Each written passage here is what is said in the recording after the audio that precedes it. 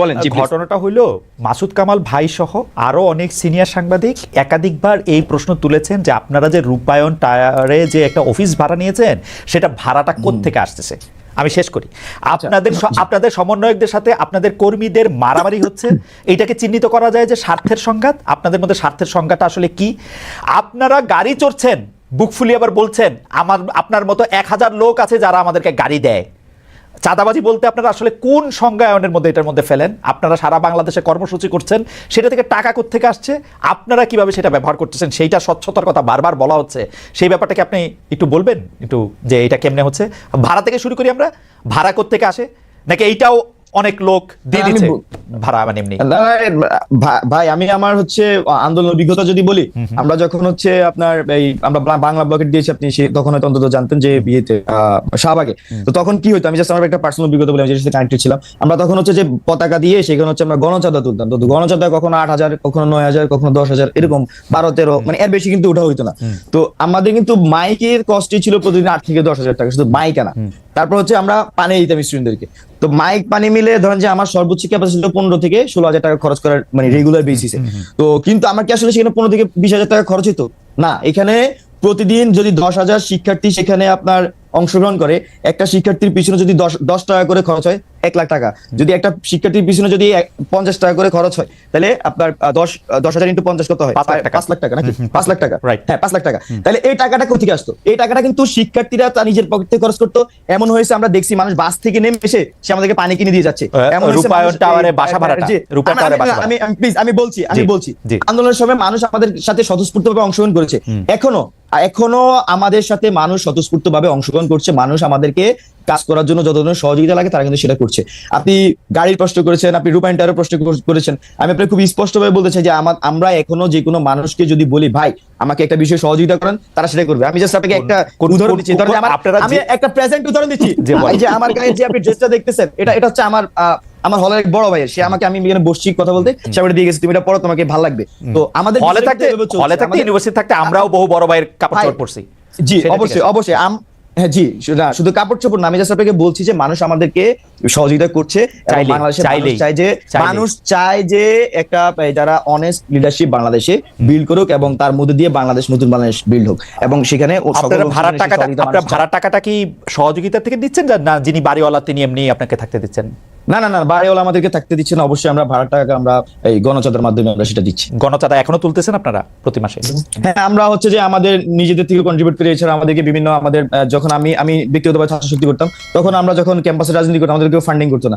সেই ভাইকে চিনি, ও আগে এখানে ফেসিলিটি অ্যাক্টিভিজম করতো, তার থেকে ভাই টাকা চিনতাম, ভাই 1000 টাকা দেন, ব্যানার করতে হবে, ভাই প্রোগ্রামে খরচ আছে 5000 টাকা, আপনি 2000 টাকা দেন। হ্যাঁ, এইভাবে রাইট নাও সেম ভাবে। আর যখন আপনারা গণশক্তি রাজপথে ছিলেন বা আন্দোলন করতেন, তখন থেকে কি আপনাদের মনে হয় যে আপনারা একটু বিলাসী হয়ে উঠেছেন, এখন আপনাদের চাহিদাটা একটু বিলাসের দিকে যাচ্ছে? মানে নেসেসিটি না, বিলাস, সেরকম কি মনে হয়?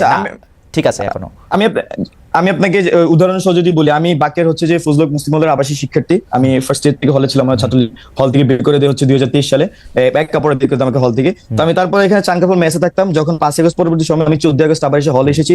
হলে আমার যে রুমটা পড়াশোনার অ্যালোটেড ছিল সেখানে আমি এসে উঠেছি, ওই রুমে ছিলাম। এখান থেকে শিফট করে পড়াশোনা আমাকে নিউ বিল্ডিং, মানে আমাদের যে মেইন বিল্ডিং এ পাঠিয়েছে, যে রুমে পাঠিয়েছে সেই রুমে পড়াশোনা নিয়ম অনুযায়ী আমি থাকতেছি। তো এখানে আসলে আমার যে আকাঙ্ক্ষার কথা যদি বলি, আমার কাছে মনে হয় না যে আমার ছাত্র হিসেবে যে আকাঙ্ক্ষা সেটা আসলে খুব একটা পরিবর্তন হয়েছে। বা আপনি বিলাসী জীবনের তো প্রশ্নই আসে না, একটা এজ ইউজুয়াল ছাত্র হলের মধ্যে যেভাবে থাকে আমি ঠিক সেভাবে থাকছি। এবং আমি মনে করছি যে আমার সহযোদ্ধারা তাদের ক্যাপাসিটি তারা সেই হিসেবে তাদের এখন ধরেন যে আমার যেটুকু এফোর্ট করার ক্ষমতা আরেকজনের তার চেয়ে বেশি এফোর্ট করার সুযোগ থাকতে পারে, তার পারিবারিক বা তার ব্যক্তিগত ভাবে সে সেটা করতে পারে, আর কম থাকলে সে কম ভাবে। তো এখানে আমার পরিবর্তন হয় না। আমরা মনে করছি যে এখানে আমার ব্যক্তিগত জীবন আমি তো এভাবে দেখছি যে আপনার এবং আপনার সহযোদ্ধাদের কোনো পরিবর্তন হয় নাই আচার আচরণে চলা। এখানে আপনি যে গাড়ির বিষয়টা উল্লেখ করছেন সেটা যদি আমি বলি, এখানে আমাদের ইয়েদের মধ্যে আমাদের সার্জিস ভাই, হাসনাত ভাই, অনেক সময় আমিও নিজে দেখি ওনারা গাড়ি ব্যবহার করেন। তবে এগুলো তো ওনাদের ব্যক্তিগত গাড়ি না। দেখা যাচ্ছে যে একটা মানুষ কিন্তু আপনি গাড়ি দিয়ে আর কিছু চায় না। আমি আপনাকে বলি, ধরেন যে আমাকে বাংলাদেশের কোন একটা টিভি চ্যানেল ওনারা আমাকে একদিন উত্তরা পাঠাতে, মানে উত্তরা যাওয়ার সময় তাদের গাড়ি দিচ্ছিলেন, ব্যবহার করছি। আমিও টিভি চ্যানেলকে কি দিয়েছি, সাক্ষাৎকার ওনাদেরকে দিইনি। তারাও কি ওই চ্যানেলের মতো, ধরেন আমি কুমিল্লা গেলাম, আমি আপনাকে আমি আপনাকে হ্যাঁ, আপনি এটা প্রশ্ন করতে পারেন, কিন্তু আপনাদের হয়তো আমি জানি না আপনি বাইরে থেকে জিনিসটা বাংলাদেশে ফিল করতে পারতেছেন কিনা। বাংলাদেশে অসংখ্য মানুষ আছে, শুধু আমাদের আমাদের আমাদের মানে আমরা যে এই আন্দোলনের গুলির সামনে দাঁড়িয়েছিলাম, বিনিময় আর কিছু চাইছে না, বিনিময় আর কিছু চাচ্ছে এই না, রেসপেক্টের জন্য তারা চায় যে আমরা বাংলাদেশে দাঁড়াই এবং বাংলাদেশের মানুষ বিনিময় আর কিছু চাচ্ছে না, করি। বিনিময় আর কিছু চাচ্ছে না। বিনিময়ে তো সে তো চায় আমরা সার্ভ করি, সে তো চায় আমরা সার্ভ করি। কাকে? সে সৎ লিডারশিপ চায়, কাকে? জনগণকে সার্ভ করি, জনগণকে সার্ভ করা অবশ্যই দিচ্ছে। ফ্যান্টাস্টিক। জনাব আকিব মজুমদার, এই প্রসঙ্গে আপনার একটু আমি জানতে চাইবো যে বিএনপি মহাসচিবের বিবিসি বাংলায় দেওয়া সাক্ষাৎকার আমি কালকে যখন দেওয়া হয়েছে তখনই আমি সঙ্গে সঙ্গে পড়ছি, কিন্তু আজকে যখন আমি জনাব নাহিদ ইসলাম উপদেষ্টাদের একজন এবং সমন্বয়কদের আরেকজন আপনাদের জনাব হাসনাদের প্রতিক্রিয়া পড়লাম, তখন আমার কাছে মনে হয়েছে বিএনপি ঠিকই বলছে। কারণ জনাব নাহিদ ইসলাম দেখেন কি সব কথা কইতেছে যে নিরপেক্ষ সরকারের দাবি মূলত আরেকটা ১/১১ সরকার গঠনের ইয়া বহন করে। ১/১১ সরকারের ওয়ার্স্ট ভিকটিম হচ্ছে বিএনপি কেন একটা ১/১১ সরকার করতে চাইবে? ওইটার মধ্যে এইটা আছে, বিএনপি আওয়ামী লীগের সাথে একটা আতাত করতে চায়। বিএনপির নেতৃত্ব সম্পর্কে আওয়ামী লীগের এই পালিয়ে যাওয়া প্রধানমন্ত্রী যেই সব কথাবার্তা বলছে, এটা পাগলেও বিশ্বাস করবে বিএনপি আওয়ামী লীগের সাথে একমত হতে চায়। এইটা কি এরকম আপনারও মনে হয় কিনা জনাব মজুমদার, যে আপনারা বেশি দিন আর কিছুদিন সরকারে থাকতে চান, সরকারে থাকার মজাটা আপনারা পাইছেন? এইটা আপনাদের মনে হয় কিনা জনাব মজুমদার? ধন্যবাদ খালেদ ভাই আপনাকে, কিন্তু আমি নাহিদ ভাই যে বক্তব্য দিয়েছে, যে স্ট্রেস দিয়েছে, এবং হ্যাঁ আমি সেটি ভালোভাবে পড়েছি। তো নাহিদ ভাই মূলত যে মেসেজটি দেওয়ার চেষ্টা করেছে, আমার কাছে মনে হয় যে আপনি বা এখানে ভুলভাবে অনেকটা ব্যাখ্যা হয়েছে, যেমন নিরপেক্ষ সরকারের কথাটা আসছে, বা এখানে উনি কিন্তু যেই ব্যাকগ্রাউন্ডটা টানছে সেই ব্যাকগ্রাউন্ডটা আমার মনে হয় যে একটু উল্লেখ করা উচিত ছিল। ৫ই আগস্টে কি হয়েছে এটা দিয়ে কিন্তু নাহিদ ভাই তার স্ট্রেসটা শুরু করেছিল।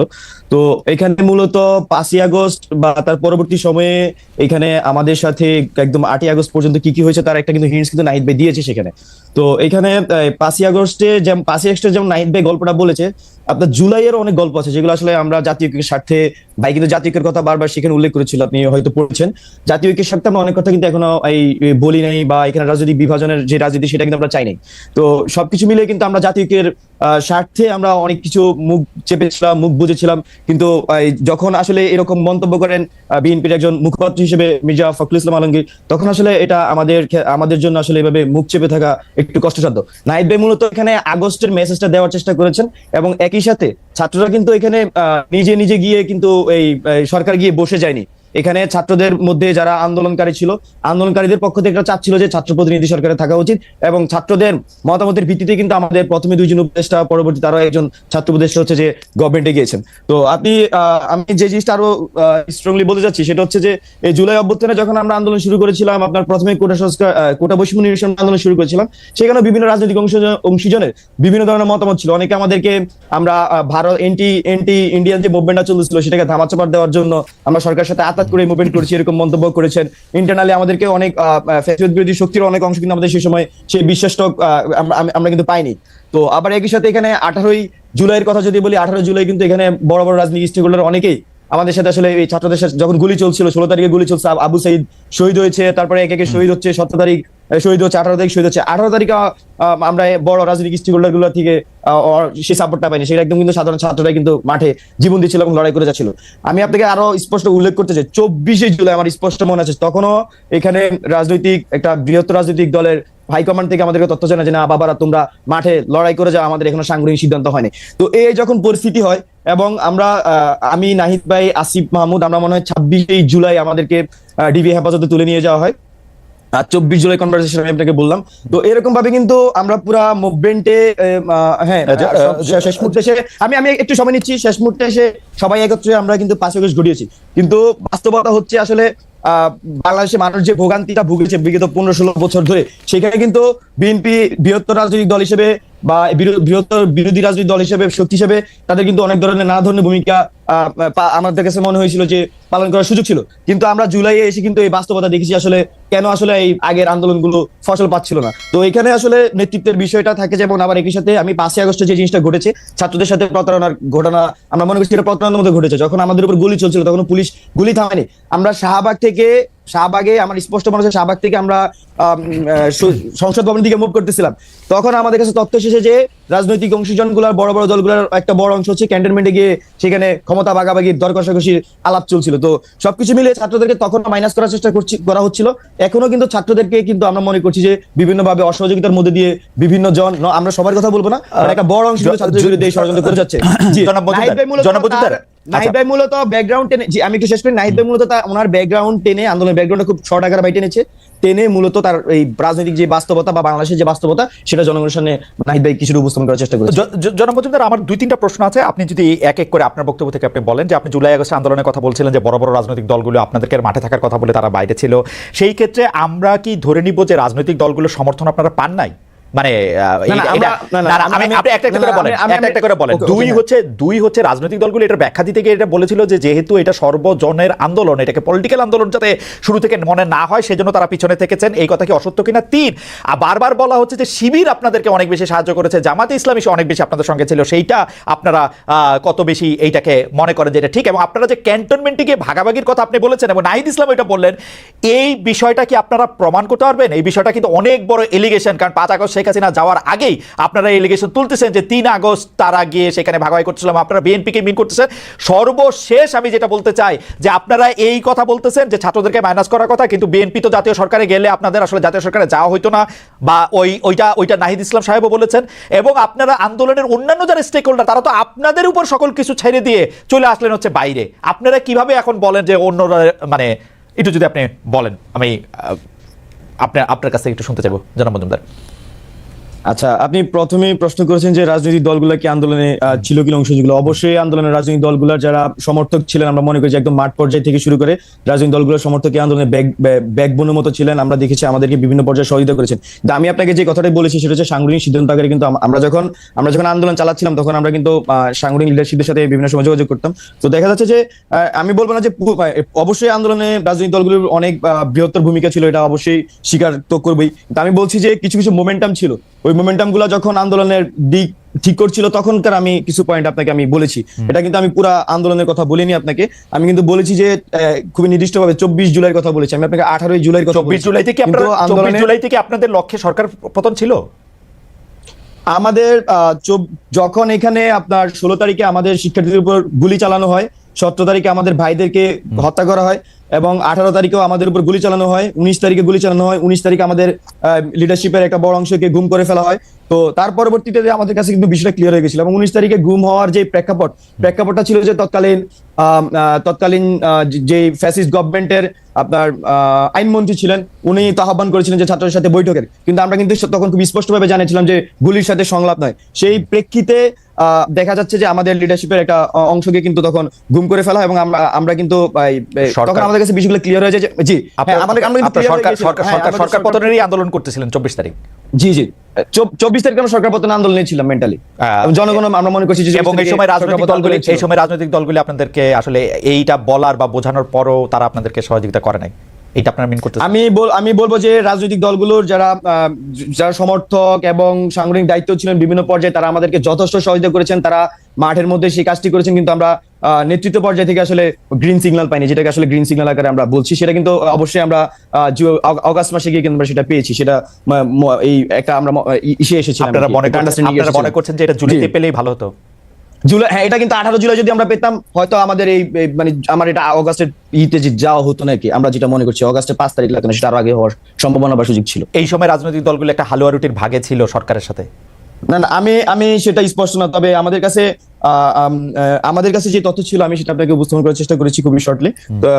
বাট আমাদের কাছে মনে হচ্ছিল যদি আমরা 18 জুলাই বা 17 জুলাই সেই গ্রিন সিগন্যাল সকল পর্ষদ থেকে পেতাম, তাহলে আসলে আমাদের এই ডিসিশন নিতে অনেক বেশি সুবিধা হতো। তারপর আমরা যেটা সবসময় আন্দোলনের চেষ্টা করছি সেটা হচ্ছে জনগণের ভাষাকে বোঝার চেষ্টা করছি, মাঠের অবস্থা আমরা বোঝার চেষ্টা করছি, সেই হিসেবে মানুষের ভাষায় কিন্তু আমরা ট্রান্সলেট করে আমাদের কর্মসূচির মাধ্যমে রূপান্তর করার চেষ্টা করছি। আপনারা কিন্তু একটা জিনিস খুব স্পষ্টভাবে দেখেছেন আশা করি, যে এই 3 আগস্ট যখন আমাদের 3 আগস্ট যখন আমাদের এক দফা ঘোষণা হয়, তখন কিন্তু প্রথমে আমাদের যে শহীদ মিনারে আমি সঞ্চালনা করছিলাম, নাহিদ এক দফার ঘোষণা দেয়। তখন শহীদ মিনারে নাহিদ ভাই যখন বক্তব্য দিচ্ছিলেন, মানুষজন ওনার ওই বক্তব্যের মাঝামাঝি সময় যে এক আঙ্গুল তুলে ফেলছিল পুরো শহীদ মিনারে, মানে প্রেসারটা কিন্তু মাঠ থেকে ছিল। তো আমাদের সেই সময় রাজনৈতিক দলগুলো ক্যান্টনমেন্টে গিয়ে আসন ভাগাভাগি করছিল। না, এটা 3 আগস্ট আমি আপনাকে বলেছি আমি আসন ভাগাভাগির কথা বলিনি ভাই। আমি যেটা বলেছি যে নাহিদ ভাই তার স্ট্যাটাস উল্লেখ করেছে আপনার 5ই আগস্টে যখন আমরা রাস্তায়, তখন হচ্ছে যে রাজনৈতিক দলগুলোর একটা অংশ হচ্ছে যে আপনি ক্যান্টনমেন্টে চলে গিয়েছিল এবং ছাত্রদেরকে সেখানে কিন্তু রাজনৈতিক দলের অংশটা কোথায়? আমি নাহিদ ইসলামের স্ট্যাটাস থেকে বরং পড়ি। ছাত্র জনতা যখন রাজপথে লড়াই করছে, পুলিশের গুলি অব্যাহত রয়েছে, তখন আমাদের আপোষকামী অনেক জাতীয় নেতৃবৃন্দ ক্যান্টনমেন্টে জনগণকে বাদ দিয়ে নতুন সরকার পরিকল্পনা ব্যস্ত ছিলেন। এটা কারা, মানে কোন রাজনৈতিক গ্রুপ? এখানে আপনার ক্যান্টনমেন্টের ক্যান্টনমেন্ট এখানে তো আমার তো বাহিনী মনে আসছে না, তবে বিএনপি প্রতিনিধি ছিল। তারপর হচ্ছে যে আরো বেশ কয়েকটি দলের প্রতিনিধি ছিল, যেখানে ছাত্রদেরকে তিনজন বা চারজন সমন্বয়কের নাম তখন আমরা স্কুল দেখছিলাম, কিন্তু তারা আসলে ছাত্র সমন্বয়ক ছিলেন না, বা আমাদের যারা নেতৃস্থানীয় ছিল তাদের সাথে আসলে তখন ওই যোগাযোগটা হয়নি। তো এই বিষয়টি আসলে আমাদেরকে তো এই সময় মর্মাহত করেছে। জামাত শিবিরের অবস্থান কিরকম ছিল সে সময়? এখানে আন্দোলনের সময় আমাদের রাজনৈতিক ছাত্র সংগঠনগুলো হচ্ছে রাজনৈতিক যে ছাত্র সংগঠনগুলো, বিশেষ করে ছাত্রদল, ছাত্র শিবির বা বামপন্থী ছাত্র সংঘগুলো, তারা আমরা মনে করছি যে ভ্যানগার্ডের মতো এই আন্দোলনের ভূমিকা পালন করেছে, এবং আপনারা যারা আমাদেরকে সামনে দেখেছেন তারা আমরা নিউক্লিয়াসের মতো আন্দোলনের কাজ করার চেষ্টা করেছি। তো এখানে 24 তারিখের গ্রিন সিগন্যালের কথা যেটা বলতেছেন, 24 জুলাই গ্রিন সিগন্যালের যেটা কথা বলতেছেন, যেটা বিএনপি থেকে আসে না, সেটা কি জামাত থেকে আসছিল? গ্রিন সিগন্যাল কি জামাত? না, এখানে আন্দোলনের মধ্যে হচ্ছে বিভিন্ন বলা চলে যে বিভিন্ন পর্যায় ছিল। হ্যাঁ, এক এক পর্যায়ে আমরা আসলে এক এক ধরনের সহযোগিতা পেয়েছি। তো এখানে আমি যেটা উল্লেখ করেছি সেটা 24 জুলাই, সেটা একটা কনভারসেশন আমি আপনাকে করার চেষ্টা করেছি, বলার চেষ্টা করেছি। তবে এটা খুবই এরকম উল্লেখযোগ্য না যে আমি একই সময়ে আরেকটা রাজনৈতিক স্টেকের সাথে আমাদের যোগাযোগ হচ্ছিল কিনা। জি, ধন্যবাদ। না, আমি এটা ঠিক আসলে বুঝতে পারছি না, আপনার কাছে আমি আবার আসবো। আরেকটা জিনিস একটু যদি আপনি বলেন, এই কথা আপনিও আপনার বলার মধ্যে বলেছেন এবং নাহিদ ইসলাম সাহেবের স্ট্যাটাস আমি দেখতে পাচ্ছি, 3 আগস্ট থেকে আমরা বলে আসছি আমরা কোনো প্রকারের সেনা শাসন বা জরুরি অবস্থা মেনে নিব না। এই প্রস্তাব আপনাদেরকে কে দিতেছিল, সেনা শাসন বা জরুরি অবস্থা? আমরা যখন হ্যাঁ, সেটাই বলছিলাম। আমরা যখন ডিবি হেফাজত থেকে ছাড়া পাই, আমরা যেটা চেষ্টা করি যে আসলে মানুষজন এই মাঝখানে তো আমরা আসলে নেটওয়ার্ক থেকে বিচ্ছিন্ন ছিলাম। তো নেটওয়ার্ক থেকে বিচ্ছিন্ন থাকার ফলে তো আমরা যেটা করেছি, আমাদের যারা আরো আন্দোলনকারী ছিলেন তাদের সাথে আমরা যোগাযোগ করার চেষ্টা করেছি, এবং এই ওই সময় রাজনৈতিক যে পরিক্রমা যেটা চলছিল সেটা আমরা বোঝার চেষ্টা করছিলাম। তো এখানে আমাদের একটা সংশয় ছিল মনে, যদি এখানে আমরা তো আসলে তখন যে আর্মির অবস্থান সেটা আমাদের 3রা আগস্ট ক্লিয়ার ছিল না। তো এটা আমাদের কাছে একটা সংশয় ছিল আসলে এখানে 111 হওয়ার পসিবিলিটি। জনাব মজুমদার, আপনি যদি আমাকে একটু সাহায্য করেন, কিন্তু ঘটনা হচ্ছে যে আপনারা যে কথাগুলি বলতেছেন সেগুলি আমরা বুঝতে পারতেছি না কেন। যেমন আপনি বলতেছেন যে 3 আগস্ট থেকে আমাদের কোনো প্রকার সেনা শাসন বা জরুরি অবস্থা আমরা মেনে নিব না, 3 আগস্ট থেকে আমরা বলে আসছি। আমার কথাটা হচ্ছে যে 3 আগস্টে আপনাদেরকে কেউ, এটা ইতিহাসের জন্য যারা জরুরি, যে সেনা শাসন বা এইটার কোনো প্রস্তাব আপনাদের কাছে আসছিল? আপনারা এটা কেন বলতেছেন? এখানে আমরা আশঙ্কা করছিলাম, যেহেতু আমরা আন্দোলনে ফেস আকারে ছিলাম, আমাদের সাথে বিভিন্ন অংশীজন কিন্তু যোগাযোগ করছিলেন। বিশেষ করে আমরা যখন এক দফা ঘোষণার প্রস্তুতি নিচ্ছিলাম, তখন আসলে হোয়াট উইল বি নেক্সট কোশ্চেনটা কিন্তু আমাদের সামনে ছিল। তো এখানে জনগণের মধ্যে যে আমরা আশা আকাঙ্ক্ষা প্রত্যাশা দেখেছি, এবং মানুষ কিন্তু গুলি করলো, সে একজন ওই পুলিশের ভিডিওটাই আসলে সত্যি ছিল, একটা ভাইরাল ভিডিও হয়েছিল। তো সেই প্রেক্ষিতে আমাদের কাছে মনে হচ্ছিল যে এখানে মানে শেখ হাসিনার এই পতন ছাড়া এখানে আমরা নিজেদের শপথ করেছি আমরা ফিরে যাব না। যেই আমাদেরকে বারবার ক্যান্টনমেন্টে যেতে বলা হলো, আমরা যেতে অস্বীকার করি। 3 আগস্টের কথা বলা হচ্ছে, বারবার ক্যান্টনমেন্টে কে যেতে বলতেছিল আপনাদের? এটা কোথায় আপনি পড়েছেন? আমি নাহিদ ইসলাম সাহেবের স্ট্যাটাস পড়তেছি। আমাদের এটা 3 আগস্টের ভাই বলছেন যে আমরা 3 আগস্ট থেকে বলে আসছি আমরা কোন প্রকার সেনা শাসন বা জরুরি অবস্থা মেনে নেব না। আমাদেরকে বারবার ক্যান্টনমেন্টে আমরা যেতে অস্বীকার করি। শেষ পর্যন্ত বঙ্গবন্ধু আলোচনা এবং বার্গেনিং এর মাধ্যমে আমাদেরকে বারবার ক্যান্টনমেন্টে, আমি ক্লিয়ার করি। জি, এখানে 2টা সেন্টেন্স আলাদা। 3 আগস্টের থেকে বলে আসছে সেটা যেমন এটা একটা আলাদা সেন্টেন্স, আর পরেরটা যেটা বলছে সেটা মূলত 5 আগস্ট পরবর্তী সময়ে। আমি তো পুরো পরিক্রমার সাথে কানেক্টেড ছিলাম, সেজন্য 5 আগস্ট থেকে আপনারা ক্যান্টনমেন্টে যেতে চান নাই? এখানে আমাদের 5 আগস্ট পরবর্তী সময়ে আমাদেরকে ক্যান্টনমেন্টে যাওয়ার জন্য আহ্বান করা হয়েছিল। তো এখানে আমরা তখন সিদ্ধান্ত নিয়েছেন আমরা ক্যান্টনমেন্টে যাব না। আমরা হচ্ছে যে সেটাই বলতে চাচ্ছি যে 5 আগস্টে আপনাদেরকে ক্যান্টনমেন্টে যেতে বলা হয়েছে, তখন আপনারা বলছেন যে আপনারা ক্যান্টনমেন্টে যাবেন না, তাই তো? জি জি জি জি। তারপরে আপনারা পরে 5 আগস্ট পরবর্তী সময়ে আমি আপনাকে এক্স্যাক্টলি না, আমরা ক্যান্টনমেন্টে যাইনি, ক্যান্টনমেন্টে আমরা যাইনি, বঙ্গভবনে যাওয়া হয়েছিল। জনাব মাসুদ কামাল ভাই একটা প্রশ্ন আপনার কাছে করেছেন যে এই ইনভাইটটা 111 এর মতো একটা সরকারের ইনভাইট কি আসলে জনাব নাহিদ ইসলামই দিচ্ছেন কিনা? জনাব মজুমদার, এখানে জনাব মাসুদ কামাল ভাই যে খুব সহজে নাহিদ ভাইকে একটা প্রশ্ন করে দিলেন, একটা এখানে কোশ্চেন রেখে গেলেন যে 111 এর সরকারের ইঙ্গিত কি নাহিদ ভাই নিজে দিচ্ছে কিনা বা নিজে ইনভাইট করছে কিনা। তো এখানে আমি পাল্টা জানতে চাই বা আমার যে পয়েন্টটা সেটা হচ্ছে যে এখানে নাহিদ ভাই কিন্তু খুব স্পষ্টভাবে তার ব্যাকগ্রাউন্ড উল্লেখ করেছে আসলে কোন অর্থে আসলে বিএনপি 111 কে ইনভাইট করছেন, কিন্তু নাহিদ ভাই খুব তার ব্যাখ্যা করে দিয়েছেন কোন অর্থে কি হচ্ছে, সে উনি কিন্তু ব্যাকগ্রাউন্ড টেনেছে, পরবর্তী ঘটনাক্রম বলেছে। তো আমি মাসুদ কামাল ভাইয়ের কাছে প্রশ্ন করেছি, উনি আসলে কোন প্রেক্ষাপট বা কোন ব্যাকগ্রাউন্ড থেকে আসলে নাহিদ ভাইকে এমন প্রশ্ন করতে চাচ্ছেন বা ওকে করছেন। ওকে ওকে, কামাল ভাই নিশ্চয়ই বলবেন। আমি একটু বোঝার জন্য, জনাব মজুমদার, আসলে আপনাদেরকে প্রশ্ন করা, আপনারা এত বেশি জনপ্রিয়, আপনাদেরকে প্রশ্ন করা এখন একটা কারণ আমার ফ্লাডেড হয়ে যাচ্ছে যে আমি আপনাকে আসলে ঠিকমতো প্রশ্ন করছি কি করছি না সেটা নিয়ে। আমি শুধু বোঝার জন্য বলতেছি। আমি আবার পড়ি জনাব নাহিদ ইসলামকে। জনাব নাহিদ ইসলাম বলেছেন যে আমরা চেয়েছিলাম ফেসিবাদ বিরোধী রাজনৈতিক দলগুলো ও নাগরিক সমাজের সমন্বয়ে একটা জাতীয় সরকার। তারপরে তিনি বলছেন জাতীয় সরকার হলে ছাত্রদের হয়তো সরকারে আসার প্রয়োজন হতো না। মানে রাজনৈতিক দলগুলো নাগরিক সমাজের সমন্বয়ে একটা জাতীয় সরকার, সেটা আপনারা কাকে মিন করেছেন? মানে কারা সরকার আসে নাই? মানে এটা জাতীয় সরকারটা কে? মানে পরের লাইনে আছে জাতীয় সরকার অনেক দিন স্থায়ী হবে এই বিবেচনায় বিএনপি জাতীয় সরকার আসতে রাজি হয় নাই। তো বিএনপি রাজি হয় নাই, তার জন্যই কি আর কোনো রাজনৈতিক দলকে ইনভাইট করা হয় নাই, নাকি বিএনপি রাজি হয় নাই বলেই অন্য কোনো সরকার রাজনৈতিক দলগুলো আসে নাই? এখানে না, শুরুতে হচ্ছে 5ই আগস্টে আমরা যখন বিএনপির শীর্ষস্থানীয় নেতৃবৃন্দের সাথে কথা বলি, তখন আমরা আসলে জাতীয় সরকারের আহ্বান করি। তো সেই ক্ষেত্রে ভাই যেটা বলেছেন সেটাই, জাতীয় সরকার বিএনপি জাতীয় সরকার অনেক স্থায়ী হবে সেই বিবেচনায় বিএনপি আসলে জাতীয় সরকারের সেই সময় আসতে চায়নি। তো বিএনপি যেহেতু এখানে ফ্যাসিবাদের বিরুদ্ধে রাজনৈতিক সংগঠন হিসেবে সবচেয়ে বড় রাজনৈতিক দল এবং বিরোধী দল হিসেবে তখন সবচেয়ে বড় বিরোধী দল ছিল ফ্যাসিস্ট আওয়ামী লীগের আমলে। তো সবকিছু মিলে আমরা তো অবশ্যই বিএনপি এখানে একটি অন্যতম গুরুত্বপূর্ণ স্টেক হোল্ডার আমরা বিএনপিকে মনে করি। তো এই সিদ্ধান্তের কারণে, বিএনপির সিদ্ধান্তের কারণে আসলে আমরা এই জাতীয় সরকার গঠনের প্রক্রিয়ায় যেতে পারিনি। আমার কাছে মনে হয় যে আর আপনি যেটা বলেছেন যে অন্যদের এখানে বিএনপি যদি না আসে, আসলে এই জাতীয় সরকারের লেজিটিমেসি নিয়ে আমাদের নিজেদের মধ্যে প্রশ্ন ছিল যে আসলে সবাইকে মিলে যে রাজনৈতিক ঐক্যমতের কথা আমরা বলছি, সেটা যখন বিএনপি এখানে জাতীয় সরকার রাজি হচ্ছে না, সেক্ষেত্রে আসলে আমাদেরকে স্ট্র্যাটেজিক পরবর্তী সিদ্ধান্ত নিতে হয়েছে। আর আরেকটি বিষয় যেটি এখানে ভাই উল্লেখ করেছেন, যে নাহিদ ইসলাম উল্লেখ করেছেন জাতীয় সরকার হলে ছাত্রদের হয়তো সরকার আসার প্রয়োজন হতো না। মানে এটা দ্বারা আমার কাছে মনে হচ্ছে যে এটা খুবই উইলিং আমাদের থেকে প্রপোজাল, যে আসলে আমরা নিজে থেকে যে গভর্নমেন্টে যাওয়ার যে অভিপ্রায় বা আমরা গভর্নমেন্টে যেতে চেয়েছি, বিষয়টা এরকম না। মূলত বিষয়টা ছিল মাঠ থেকে, যেমন আমরা এই মাঠের কর্মসূচিগুলো সবসময় মাঠ থেকে চাপ ছিল, আমরা কর্মসূচিগুলো জনগণের ভাষাগুলো ট্রান্সলেট করার চেষ্টা করেছি, রূপান্তর করার চেষ্টা করেছি। ঠিক একইভাবে 5ই আগস্ট আমাদের উপর এরকম একটা চাপ ছিল যে যাতে গভর্নমেন্টে ছাত্রদের প্রতিনিধিত্ব থাকে।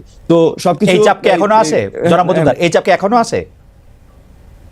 মানে এখন আছে বলতে আপনি কোন অর্থে মানে এখনো সরকারে থেকে যাওয়ার চাপ আছে? জনাব নাহিদ ইসলাম, আসিফ মাহমুদরা যাতে সরকারেই থাকেন, মাহফুজ সাহেব যাতে সরকারেই থাকেন, এই চাপ কি এখনো আছে কিনা? সরকারেই থাকেন বলতে বিষয়টা আসলে ক্লিয়ার না। এখানে অন্তর্বর্তীকালীন সরকারে যেহেতু ওনারা উপদেষ্টা হিসেবে দায়িত্ব গ্রহণ করেছেন, এই চাপটা আছে কিনা এখনো?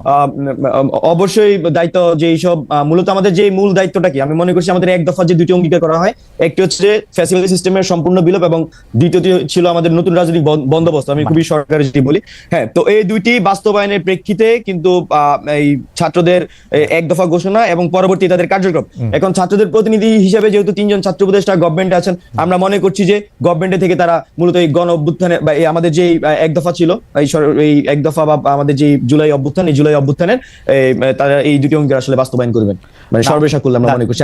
জনাব মজুমদার, আমি যে প্রশ্নটা করতে চেয়েছিলাম সেই প্রশ্নটা হচ্ছে এরকম যে আপনারা তো আসলে জাতীয় সরকার হইলে সব রাজনৈতিক দল এবং মতাদর্শের লোক আসলে ছাত্ররা সরকারে থাকতে চান নাই, যদি আমরা নাহিদ ইসলামের না বিষয়টা এরকম নাহিদ ভাই, আমার কাছে আমি যদি আবারও পড়ে শুনাই, জাতীয় সরকার হলে ছাত্রদের হয়তো সরকারে আসার প্রয়োজন হতো না, শব্দটা কিন্তু খুবই মানে যে সেন্টেন্স এখানে অনেক কিছু একসাথে আপনি কিন্তু মিন করতে পারেন।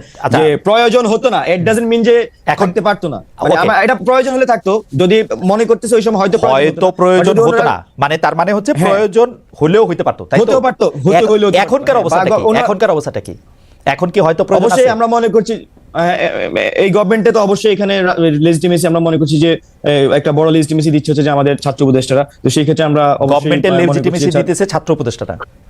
না আমি বলছি একটা আমি মনে হয় ওয়ার্ডিং এ ভুল করতে পারি, বাট আমি বোঝানোর চেষ্টা করেছি যে এই গভর্নমেন্টের অন্যতম লেজিটিমেসি হচ্ছে আমরা মনে করছি আমাদের ছাত্র উপদেষ্টা, যেহেতু ছাত্ররাই আন্দোলনের নেতৃত্ব দিয়েছে এবং তাদের প্রতিনিধিত্ব ছাত্ররাই চেয়েছে, এবং সেই প্রতিনিধি হিসেবে জনাব মজুমদার, আমি একটু যদি ধীরে বলেন, আমি আপনার এই বক্তব্যটা একটু লিখে নিতে চাই, যে আপনি একটু বলেন তো যে বর্তমান সরকারের অন্যতম লেজিটিমেসি দিচ্ছে আমাদের ছাত্র উপদেষ্টারা। Okay fine, fantastic. আমার প্রশ্ন হচ্ছে সরকারের অন্যতম লেজিটিমেসি দিচ্ছে ছাত্র উপদেষ্টারা। আমি এখন একটা প্রশ্ন আপনাকে করতে চাই, যে এই জুলাই আগস্ট আন্দোলনে আপনারা যারা নেতৃত্ব দিয়েছেন, সেই আপনাদের উদ্যোগে বা আপনাদের নেতৃত্বে একটা রাজনৈতিক দল হতে যাচ্ছে, আমরা এরকম শুনতে পাচ্ছি, মানে এটা হবেও।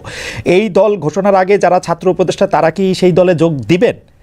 তার আগে কি নাহিদ, আসিফ, জনাব নাহিদ, জনাব আসিফ, জনাব মাহফুজ তারা সরকারি পদ ছাড়তে পারেন নাকি সরকারি দলে থেকেই তারা এটা করবেন? আচ্ছা, আমি প্রথমেই আবার আপনাদের আমার ভিতর পিছনে থেকে- যেতে হয়, সেটা হচ্ছে হ্যাঁ আমি বলছি আমাদের এক দফার যে দুটি অঙ্গীকার আমি আবার উল্লেখ করছি, ফ্লেক্সিবিলিটি সিস্টেমের সম্পূর্ণ বিলোপ এবং নতুন রাজনৈতিক বন্দোবস্ত। মূলত এই দুটি অঙ্গীকারকে সামনে রেখে বৈষম্য বিরোধী ছাত্র আন্দোলন এই 5 আগস্ট পরবর্তী সময়ে তারা সারা দেশে কাজ করে যাচ্ছে। তো বৈষম্য বিরোধী ছাত্র আন্দোলন থেকে যখন দুইজন সমন্বয়ক ছিলেন যে আমাদের নাহিদ ইসলাম এবং আসিফ মাহমুদ, তারা যখন গভর্নমেন্টে চলে গিয়েছেন তখন তারা কিন্তু গভর্নমেন্টের হয়ে তাদের দায়িত্ব পালন করছেন। আর বৈষম্য বিরোধী ছাত্র আন্দোলন অন্য যারা নেতৃবৃন্দরা ছিলেন তারা মূলত এই দুটি অঙ্গীকারকে সামনে রেখে তারা বাকি সব কাজগুলো করে যাচ্ছেন। এখন আমাদের মাঠে থেকে 5 আগস্ট পরবর্তী সময়ে জনগণের আশঙ্কা বলি, জনগণের চাপ বলি, ছাত্রদের চাপ বলি, একটা নতুন রাজনৈতিক দলের কিন্তু আমাদের উপর একটা সেই চাপ আছে। তো এখন আমরা বৈষম্য বিরোধী ছাত্র আন্দোলন, আমি যেটা বলছি আমাদের এক দফা যে দুটি অঙ্গীকার, সেই দুটি অঙ্গীকার বাস্তবায়নের লক্ষ্যে কাজ করে যাচ্ছে। আমাদের রাজনৈতিক দলের বিষয়টি এখনো বিবেচনাধীন আছে, এখন এই বিষয়ে এখনো সম্পূর্ণ সিদ্ধান্ত হয়নি, আমি সেটা বলবো। আর আপনি যেটা বলেছেন যে এখানে আমাদের যারা ছাত্র উপদেষ্টারা গভর্নমেন্টে আছেন, আমরা মনে করছি যে ছাত্র উপদেষ্টা গভর্নমেন্টে আছেন সেখানে তারা আমাদের ছাত্রদের প্রতিনিধিত্ব করছেন গভর্নমেন্টে, এবং হচ্ছে যে এক দফা দুইটি অঙ্গীকার, সেই দুটি অঙ্গীকার বাস্তবায়নে তারা কিন্তু সেখানে কাজ করে যাচ্ছেন। আর রাজনৈতিক দলের সাথে তাদের নতুন রাজনৈতিক দলের সাথে তাদের যে আপনি যে সম্পর্কের কথা বলছেন যে বা তারা আসবে কিনা, হ্যাঁ সেই বিষয়টিও আমি মনে করছি যারা গভর্নমেন্ট আছে তারা আসলে এই নতুন রাজনৈতিক দলে আসার সুযোগ কম। আর সেক্ষেত্রে যদি তারা কখনো রাজনৈতিক দলে আসতেই পারেন, বাংলাদেশের নাগরিক হিসেবে তার রাজনৈতিক করার অধিকার আছে, সে যদি কখনো রাজনৈতিক দলে আসে অবশ্যই সে গভর্নমেন্টে থাকবে না, সেভাবেই সে আসলে রাজনৈতিক দলে আসবে। আমি গভর্নমেন্ট বলতে বুঝাচ্ছি ইন্টারিম গভর্নমেন্টকে। জি, যদি রাজনৈতিক দল করে তাদের আসলে গভর্নমেন্টে না থেকেই তারা রাজনৈতিক দল করবে, তাই তো? অবশ্যই জি। আপনাকে অনেক ধন্যবাদ।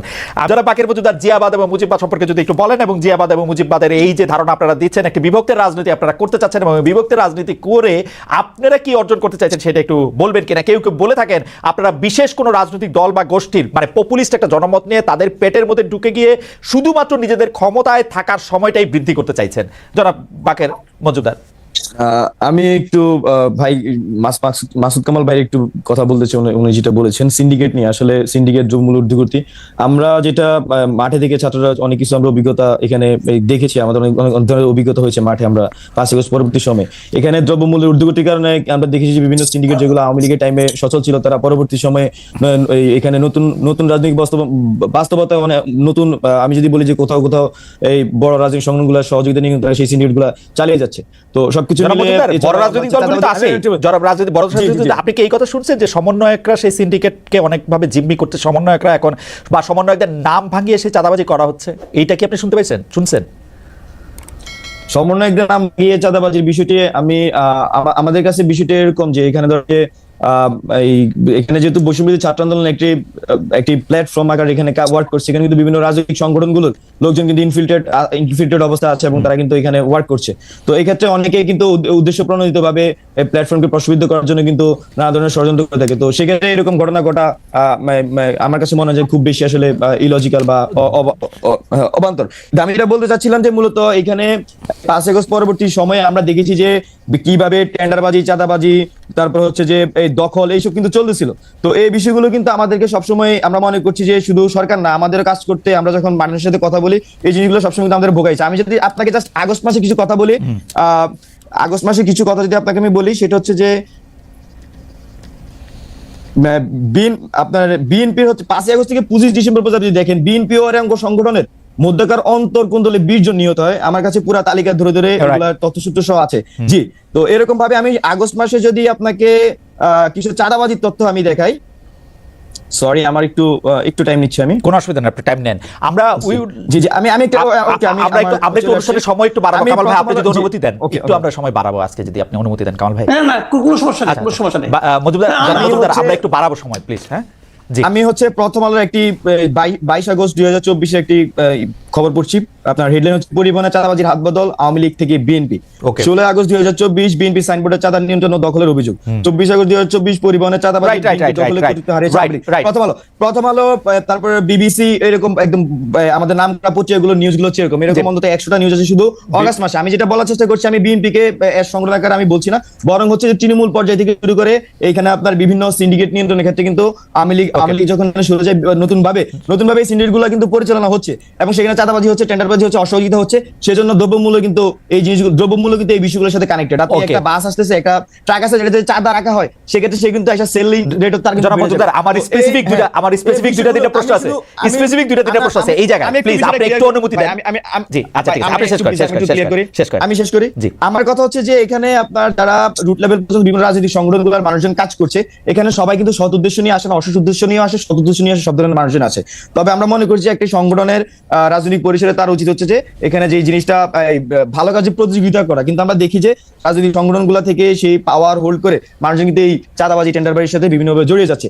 এখন এই ক্ষেত্রে আমাদের সবসময় ছাত্রদের প্রত্যাশা ছিল, বা এই জুলাই অভ্যুত্থানে যারা ছাত্ররা জীবন দিয়েছে তাদের আমরা মনে করছি প্রত্যাশা যে বাংলাদেশে, নতুন বাংলাদেশ আসলে চাঁদাবাজি টেন্ডারবাজি থেকে শুরু করে এই সিন্ডিকেট এগুলো চলবে না। কিন্তু আমরা দেখছি যে পুরনো বন্দোবস্ত বারবারই ফিরে আসছে এবং আমরা তার তীব্র বিরোধিতা করে যাচ্ছি এবং সমালোচনা করে যাচ্ছি, এবং আমরা মাঠেও চেষ্টা করছি যে বিষয়গুলোকে কিভাবে সমাধান করা যায়। জি। আমি জাস্ট আপনাকে একটা ছোট্ট অভিজ্ঞতা, আমার ব্যক্তিগত অভিজ্ঞতা শেয়ার করি। আমি হচ্ছে ঢাকা মেডিকেল মোড় হচ্ছে যে চা খাই, আপনি হয়তো ঢাকা বিশ্ববিদ্যালয় পরিচালনা জানেন, ঢাকা মেডিকেল মোড়ে আমাদের ইমার্জেন্সি গেটের সামনে আমি চা খাই। এখানে আগে হচ্ছে ছাত্রলীগ চাঁদা তুলতো এবং পুলিশ সেখান থেকে ভাগ নিত, মানে মিলে জিলে ওই সময়কার পুলিশ ছাত্রলীগ চাঁদাবাজি করতো, ভাগ নিত, এবং আওয়ামী লীগের এখানে যুবলীগের নেতারা এটার সাথে জড়িত ছিল। তো এখন 5 আগস্ট পরবর্তী সময় কি হচ্ছে, সেখানে আমি চা খাই, তো সেখানে গিয়ে হচ্ছে যে সবগুলো দোকানদারের কাছে আমরা পৌঁছানোর চেষ্টা করছি, কেউ যদি আপনার কাছে চাঁদা চাইতে আসে সেটা শুধু আমাদেরকে জানাবেন, আমরা যার যথাযথ প্রতিবাদ করবো। তো এখন আমরা যেটা দেখেছি যে আপনার সেখানে কিন্তু এই নতুন করে কেউ কিন্তু এই এলাকাতে আপনার চাঁদাবাজি করতে সাহস পাচ্ছে না, একসাথে এই এলাকার যে পুলিশ সেও কিন্তু ওইভাবে সাহস করতে পারছে না যে Okay. আগের মতো করে চাঁদাবাজি করবে। তা আমরা যেটা ভাইয়ের সাথে আমি যেটা এখানে দুইটা জিনিস একসাথে আমি টানার চেষ্টা করেছি, সেটা হচ্ছে আপনি আমার যদি একটু অনুমতি দেন। ভাই প্লিজ হ্যাঁ। ভাই, আমি একটু এটা শেষ করি। 5 আগস্ট আগে যেভাবে ছাত্রলীগ পুলিশ মিলিয়ে যে সন্ত্রাস চাঁদাবাজি করতো, এটা কিন্তু এখন কমে এসেছে। এখানে পুলিশ ওয়ার্ক করতেছে না, ইটস ট্রু, এখানে এখনো ফেসিবাদের দোষ অনেক জায়গায় রয়ে গিয়েছে, বাট এটাও একই সাথে সত্য যে আমি মনে করছি যে অন্তর্বর্তীকালীন সরকার চেষ্টা করতেছে, বা আমাদের এন্ড থেকেও আমরা প্রতিবাদের মাধ্যমে, তথ্যের মাধ্যমে আমরা সেই জিনিসটা করে যাচ্ছি। Okay. তো এখানে বিষয়, হ্যাঁ জি, এবার বলতে দেন।